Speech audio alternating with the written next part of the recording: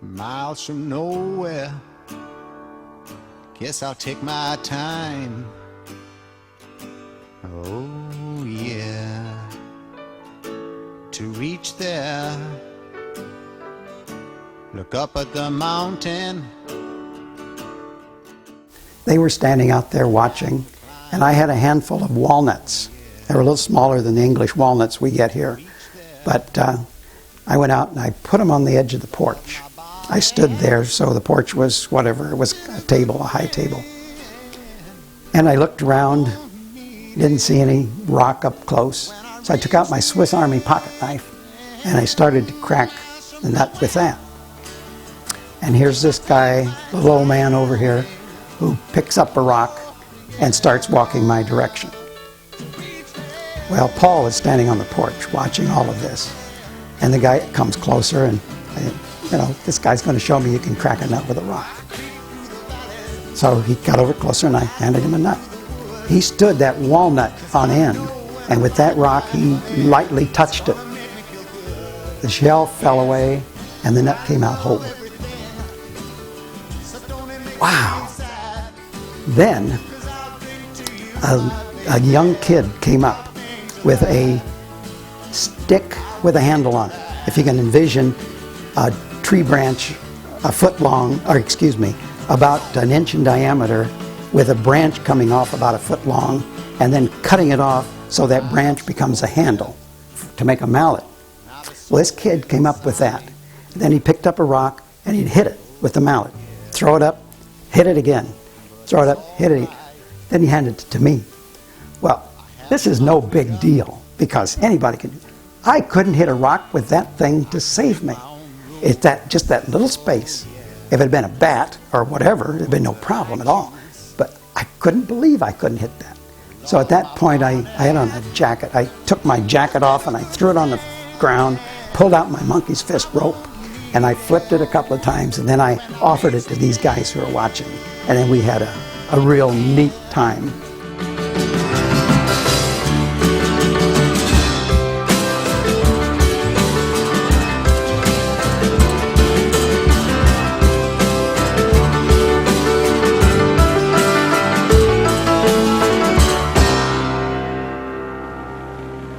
I love everything, so don't make me feel sad, 'cause I'll bring to you my baby. I'll think to that, yes, I'll think to that, I'll think to that. Oh.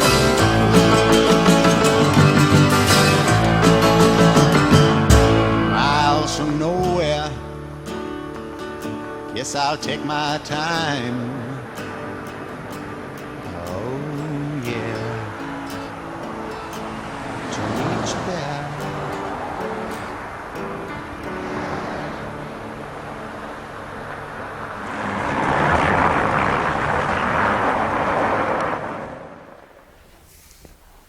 I think everybody should have a monkey's fist rope.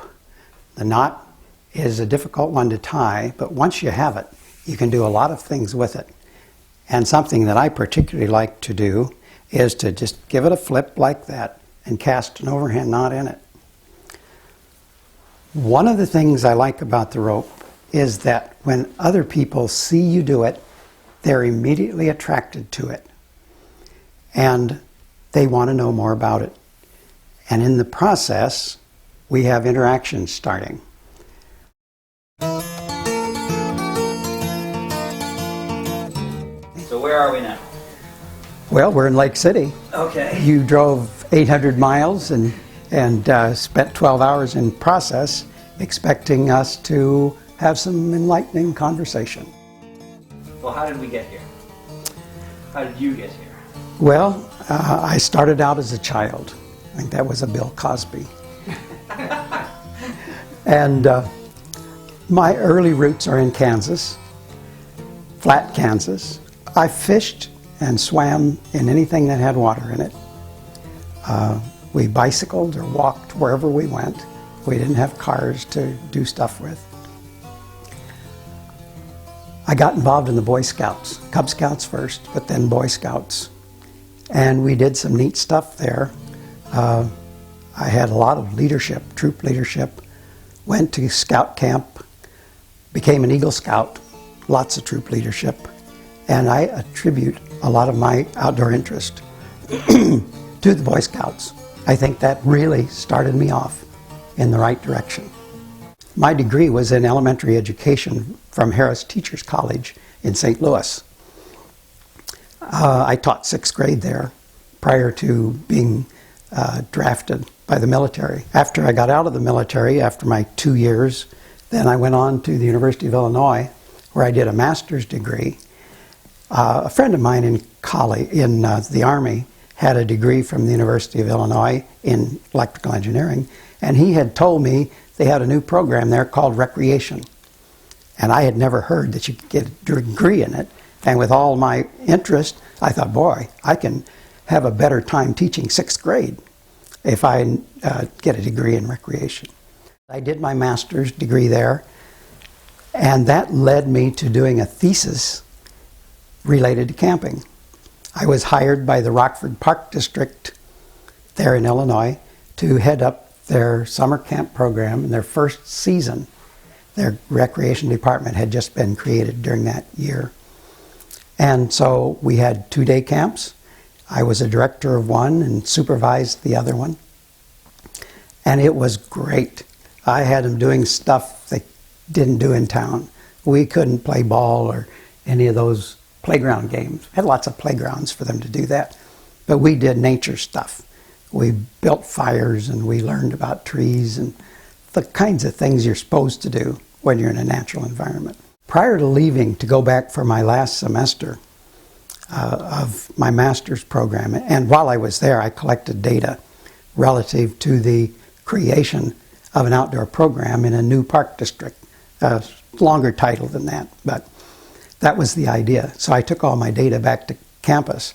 Before I left, though, I told my boss, I said, Rockford's ready for a year-round camp and outdoor program. And he said, put it on paper. I'll take it to the board. So I wrote out 4 pages, single-spaced, all the kinds of possibilities. He took it to the board. I was back at campus working on my thesis, finishing it up. And he contacted me and said, the board likes the idea. They really think that we're ready for a program, but they want you to head it up. So I thought, wow, I've created my own job. After I graduated in January of 1958, moved to Rockford. And in the 5 years I was there, I created 3-day camps, a resident camp, a leadership training program and camp, family camping organization.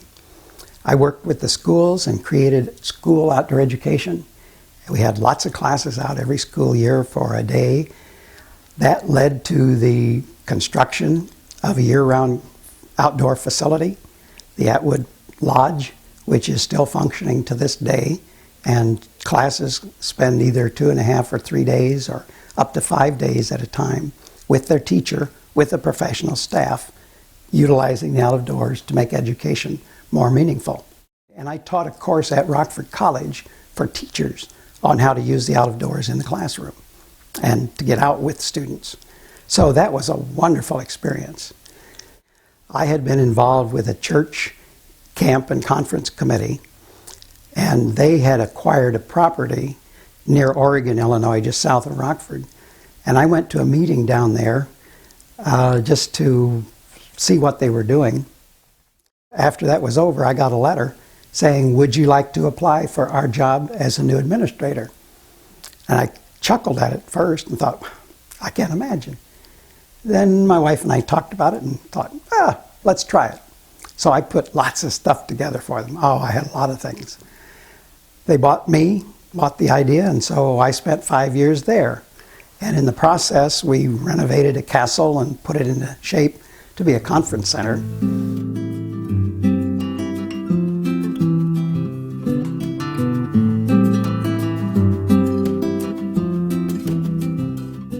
After being there for a while, I really enjoyed it, really learned a lot, and contributed a lot. I was able to take kids who were out there for camp experiences.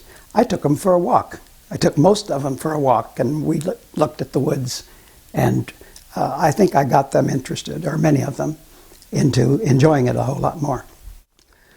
Again, I got kind of tired of doing that after a while. I'm kind of on a 5-year plan.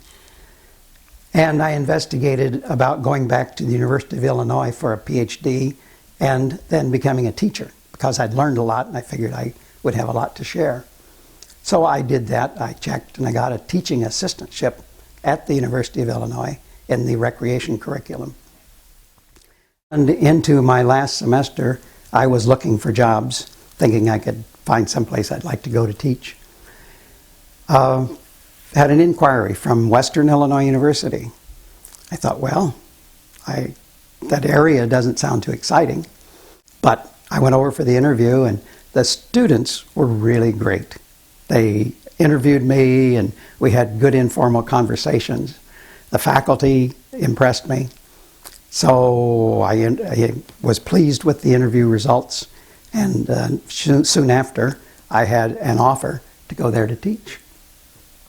And one of the things that attracted me was the field campus they had there that hadn't been utilized for much of anything. It was 92 acres with a lodge and a couple of cabins, and just the potential. I could really see that.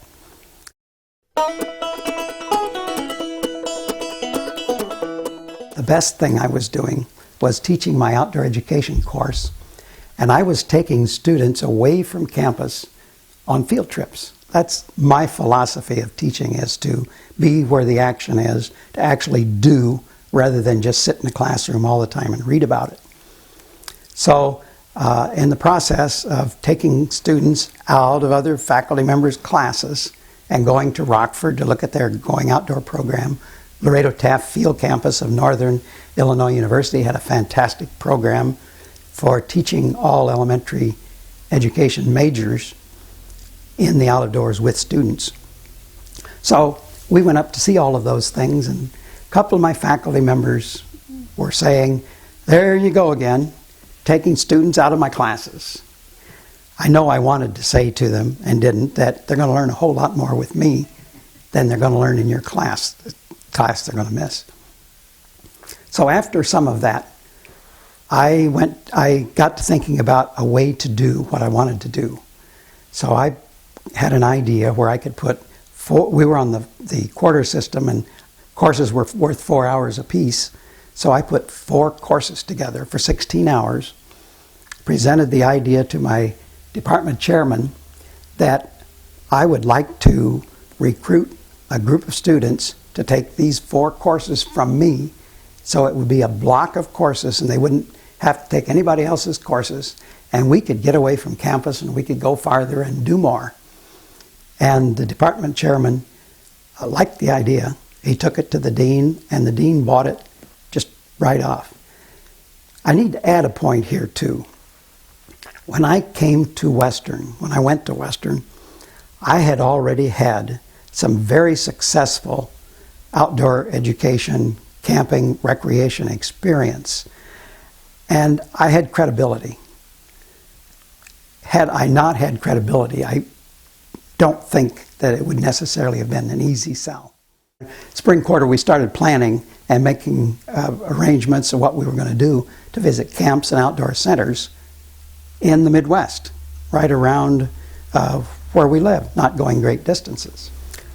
I was the faculty advisor at that time to the National Recreation Park Association student branch, and I went with them to various workshops they had and advised whatever I did. They were having one in Iowa during that spring quarter, and I was on the program, did some interactive kinds of things. There was a guy there named Paul Petzold, and he became aware of what I was doing, and he was there to make a presentation. We talked after the program ended that first night until 1 in the morning, or 2 or 3, I don't remember for sure. Mostly listening to Paul Petzold's stories about mountain climbing, and when he climbed with the first American party that tried K2, and him being chief instructor for the first Outward Bound program in this country, and creating NOLS, the National Outdoor League, all kind of stuff. So The next night we talked again until the wee hours, and that night I thought, I'm going to tell Paul what I'm going to do. So I told him that we're going to visit camps and outdoor centers around the Midwest. His response was, why don't you bring them to Wyoming? I'll take you into the mountains. I'll equip you out of my store and factory, and I won't charge you anything for my services. And we'll go out and have a real experience. Well, that was hard to imagine. It was hard to shift my thinking away from the Midwest to really going to the mountains. And so we talked about cost. And with what information I was able to get, it was that we would add about another $100 to the cost of our quarter that we had planned in the Midwest. I took the idea back to my students with some little discussion. Most of them were, wow, let's go. And some of them were a little reluctant, but they bought into the idea. And so that was the starting point of what became the Eco Education Expedition. Well, this was a unique program. Yeah. There was nothing that I knew At least about. not in a university. No, not in the university at all. And the fact the students were getting full credit. That it wasn't just a summer program to go out and get a couple hours credit. But I put the camping class, travel workshop, independent study, and outdoor education courses together, each for 4 hours. And it was complete load, so it was okay. The students were prepared to go to the mountains, were prepared for the fall quarter when we would be gone from campus. And we figured it as 6 weeks, then back on campus for a week, and then out for 2 or 3 more weeks, more in the Midwest. And so that was the beginning. We had to arrange transportation. It's a long drive out to Wyoming. And I checked with the bus company. I talked with a fella named Tom Friday, and he had driven us on a number of our outdoor education experiences to various places in Illinois. And he said, well, okay, I can arrange for a bus for you, but I have this 28-foot Winnebago at home that maybe you could use and make it work out. And of course, I was reluctant. A 28-foot Winnebago for 19 people? It was one of those Winnebagos that have twin beds. It had a main aisle from front to back. Then on each side, there was a bunk. And we looked at that and thought, well, okay, 4 people could sit on each of those sides. And it had a nook, an eating nook. 4 people could sit there. And the front seat, the shotgun seat, was a double seat, so 2 people could sit there. And we added up those numbers, and I just didn't take care of everybody. So we thought, well, okay, we'll go with the bus. Lots of planning was done, arrangements were made, and I called over at the bus company just about a week before it was time for us to go, and said I want to talk to Tom Friday. And I was told, Tom doesn't work here anymore. I said, what? Hoping, of course, they would say I didn't hear it right or whatever. No, he works over at the Ford garage now. And I said, well, he had promised us a bus for the fall. And I was told, we don't have any buses, nothing available. I went over to the Ford garage and found Tom. And he said, oh, the Winnebago's still available. So we looked at it again and sized it up. And he said, I can build a box to go on the back of it, and you can put a lot of things in that. And so we looked at it again, counted the seating spaces again, found that we were short 3 places. So we decided, and I never ever would do this again, we decided on getting 3 folding chairs. And we put those folding chairs down the aisle. So everybody had a place to sit. Now, if we had had an accident, we had set outdoor programming back 50 years to have that loose a seating arrangement.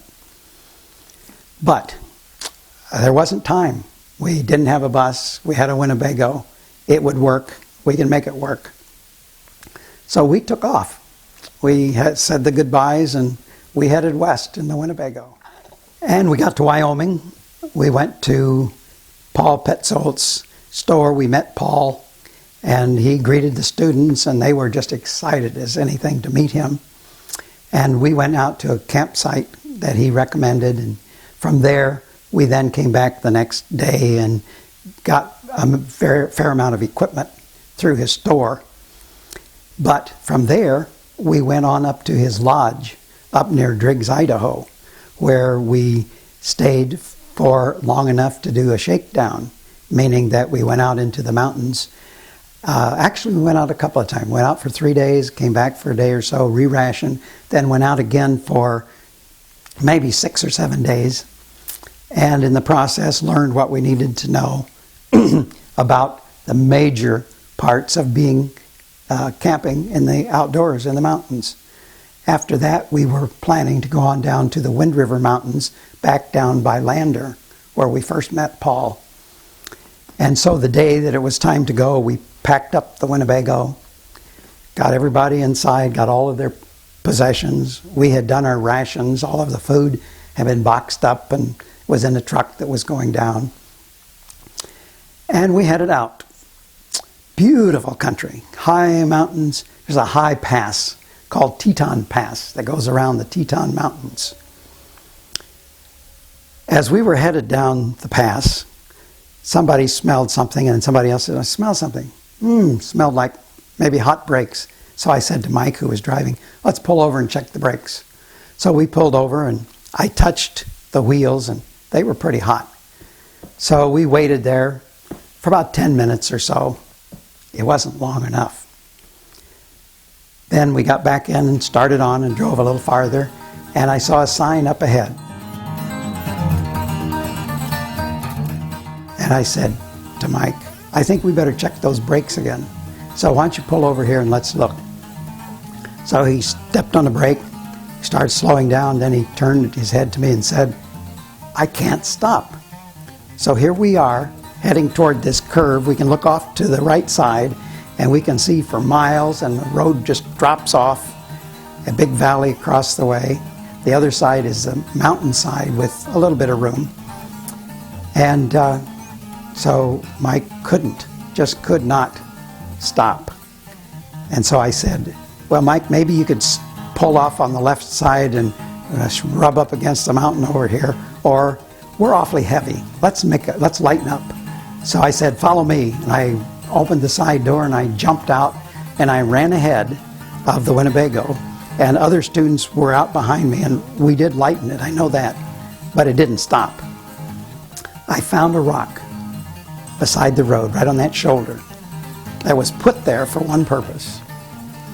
I picked it up. It may have weighed 500 pounds, I don't know, the adrenaline was going, but I picked that up and I chucked that under the rear duals of that Winnebago. It slid about 3 feet, it bounced up in the air and stopped. Wow, we were stopped.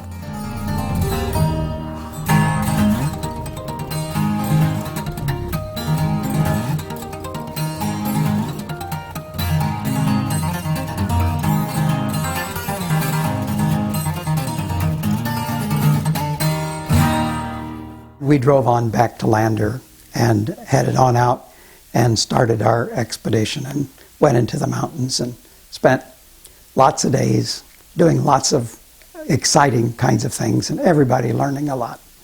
And of course, we learned so much from Paul Petzold.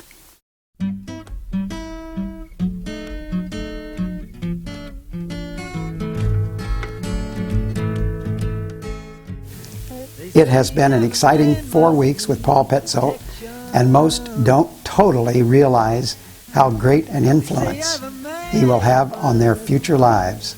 I know that it will change my teaching interests, as well as strengthening my philosophy of teaching and relating people to the outdoors. Paul has no interest in students being able to write about fire building, cooking, avoiding blisters, and leadership, but must be able to do it. You can sum up everything into one word: judgment. What you learn will come back to you when you take a group out. You must be able to concentrate, keep your mind on one thing, and not have a grasshopper mind. Analyze what happened yesterday, then analyze in advance what might happen today, and anticipate action to be taken. One thing Paul has found out about leadership is that there are some who are good, super intelligent, etc. He would not hire them because they do not have the one most important quality: unselfishness. Paul has many gems of wisdom to share with us. I only hope to be able to pull everything together when this course ends so that it will be useful in working toward certification. I learned right along with my students. And that's an interesting thing, to be in a leadership position. I'm the instructor, but I'm the same with the students, learning the same things. So it felt good when we were finished with the mountain experiences, and like the first time, so that I could be back in the role of being the leader again after we left, after we finished. But boy, it was, so much was learned. Paul Petzold, of course, is the old master. From the west down to the east. Any day now, I shall be released. These last 2 days with Paul have been excellent times to communicate ideas. And this is the 2 days we rode horses out and we were in Lander. We have talked much about national certification, about a national committee, forming a nonprofit corporation, about contacts Paul has in Washington, D.C., about cooperation with many universities, departments of recreation and forestry, in leadership training. We've had a chance to get much better acquainted and to see how we might better work together to promote wiser use of the wilderness. I sometimes wonder why I am so interested in wilderness leadership and training with the wilderness so far away. But I think of it as a new challenge that I might really make a significant contribution toward, with Paul's interest, experience, and contact. At any rate, it is exciting to bring students to Wyoming to work with Paul and to speculate that with my organizational ability and the people I know, that I can cause something to happen that will have national implications and wilderness usage. Paul had been trying over the years to get some kind of certification for wilderness leaders set up, and in talking with people from other organizations, it had always been, well, we'll do it. It wasn't a matter of something that would be neutral, but that each organization couldn't see somebody else doing it. So nothing had been done. So he and I talked about that possibility. And we did some of that on the first year, 1976. Then in 1977, Paul went out with us part of the time again. And no, he was out with us the whole time in the mountains, except for the time he had to go back and make a speech. We talked more and more about certification. And as we left Lander in 1977, I rode with Paul and Joan part of the way in their vehicle while the students were in the bus ahead of us. And he talked some more about certification and feeling the need for getting something going. Well, this is all new to me. I was aware of the idea and the need, but the history of it, certainly I didn't know. So we went on, did the things we had to do, and I went on home. We all went home and were there for a week before we would head out for the second phase of the program. The second day I was home, I had a phone call. It was Paul. And he said, we need to get going on this right away. I said, Paul, I've been gone from home for 6 weeks, and I'm only going to be here this week, and then I'm going to be gone again. If you want to do this, you're going to have to come to Macomb, Illinois, and do that. And he said, okay. The break was much too short. I didn't get many things done I had hoped to do. One highlight was last week, Saturday and Sunday, October 22, 23. Paul Petzold, Chuck Gregory, Penn State, Bob Christie, Indiana University, came to Macomb. We four met until 10 p.m. Saturday evening and were able to form a new national organization aimed at preparation of wilderness trip leaders and certifying them. The new organization is the Wilderness Use Education Association. When Chuck Gregory, Bob Christie, Paul, and I sat down to create WEA, we talked about the various points of the curriculum, and we listed 19 points. And we, over the years, went with the 18-point curriculum.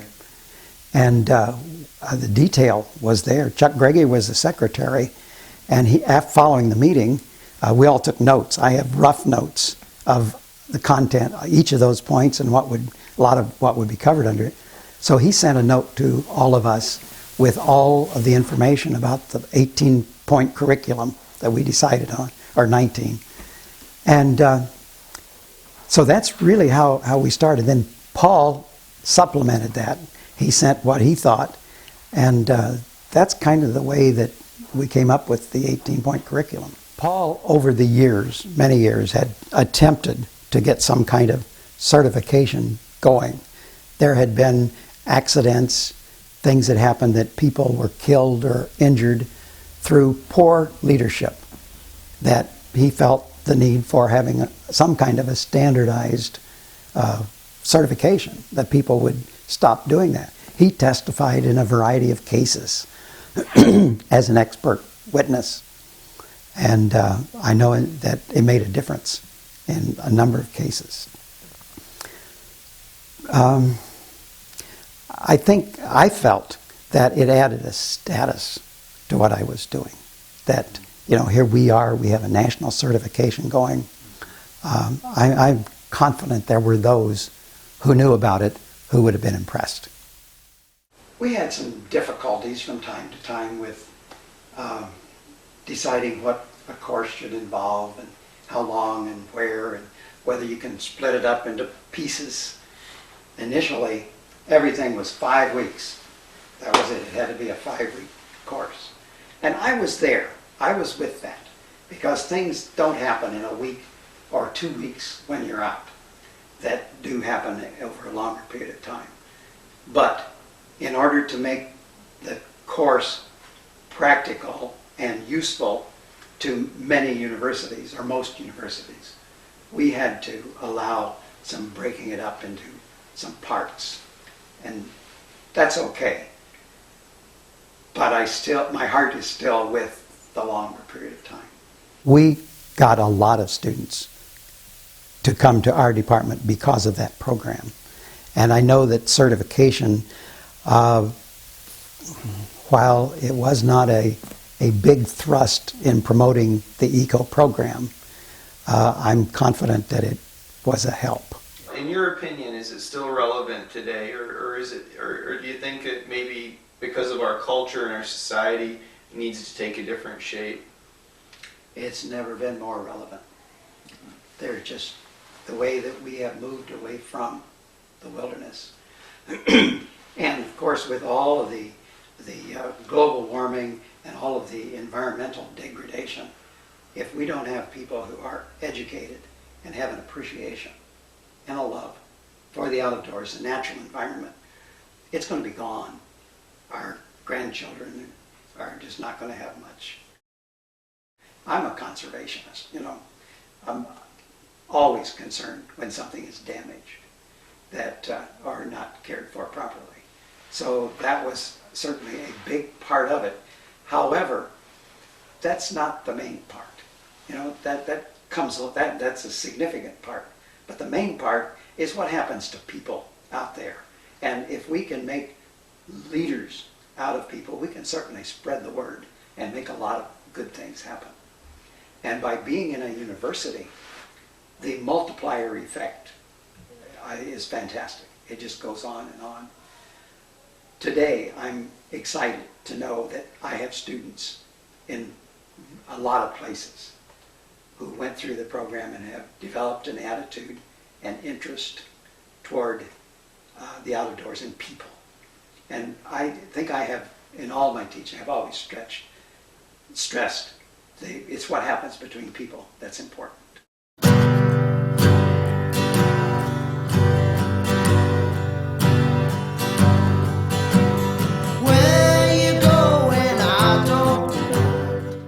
I continued to do the program through 79, 76, 78, and 9.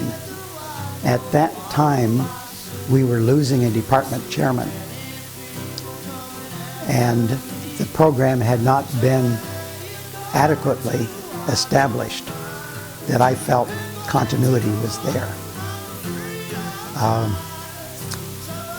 I really did not aspire to be department chairperson, but I thought that if I were chairman of the department, that program would certainly continue.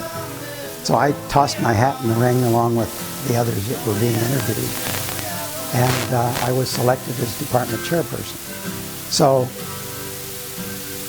for that reason, primarily, of course there's a lot of things to it you want to do and cause to happen, I was able to guarantee that the program would continue on.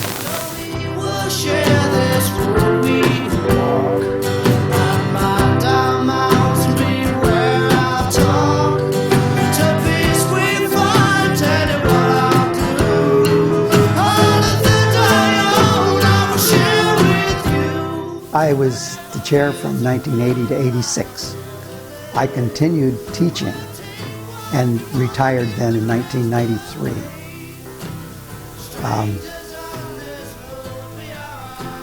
I had a little bit of a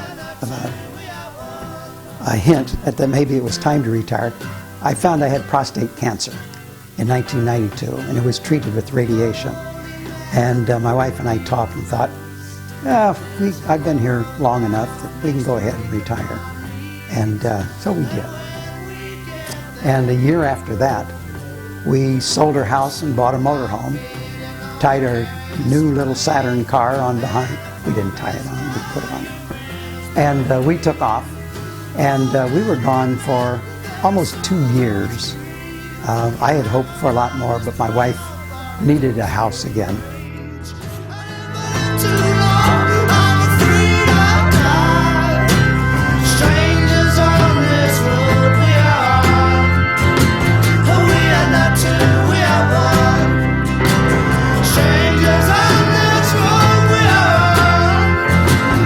We are not two, we are one. Beauty of it is it reminds me of being out in the wilderness, being out in some cold times and just the outdoors, and the view here of Lake Pepin and the bluffs of Wisconsin across the way is just wonderful. Beyond that, visiting with the grandkids and so forth, this is a great place to live.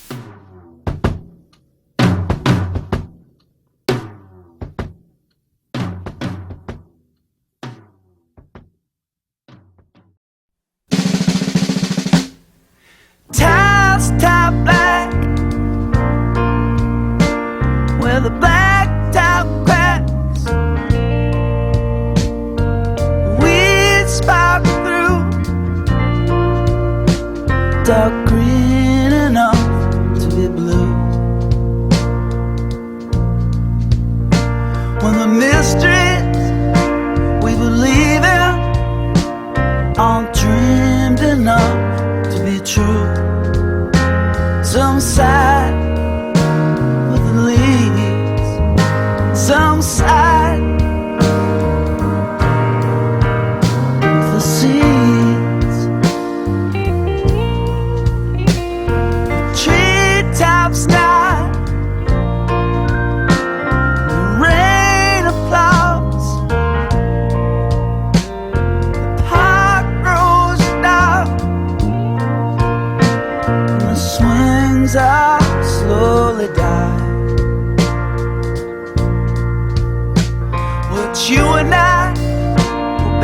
defeated by agreeing to disagree. No one wins but the thief.